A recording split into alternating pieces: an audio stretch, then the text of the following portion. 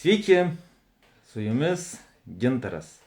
Šiandien prieš paskutinį efektyvumo akademijos čempionato dieną norėčiau visoms, kurios dalyvavo, padėkoti. Didelis ačiū, kad buvom kartu, kad darėm užduotis. Dėkoju jums, Jūrate, kad suorganizavot puikų čempionatą.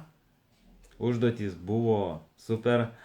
Man patiko jas atlikti, ypač vakarykštėje užduotis su selfiais man buvo didelis iššūkis ir buvo labai gerai, patiko ją daryti.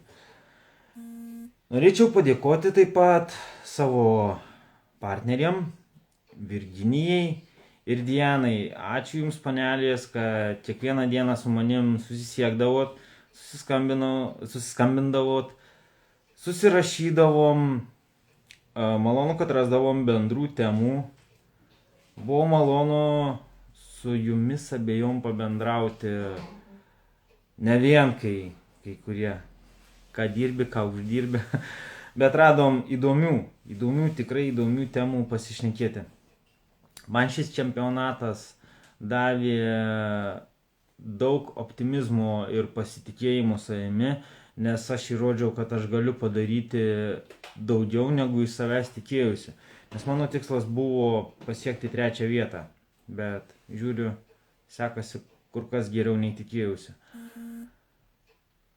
Mane motyvavo visą laiką tai, kad aš gaudavau pagyrimų iš jūsų, gražių komentarų, gražių atsiliepimų.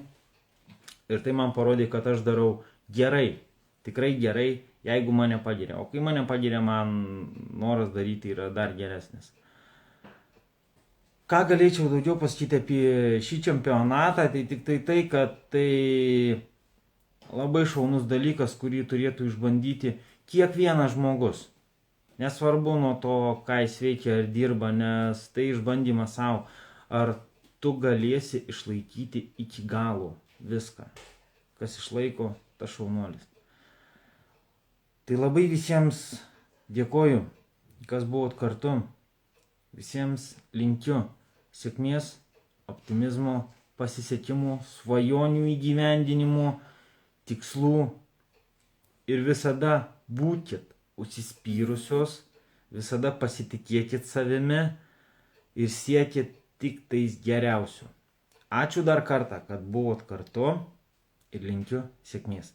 Su jumis buvo Gintaras Lapinskas. Iki.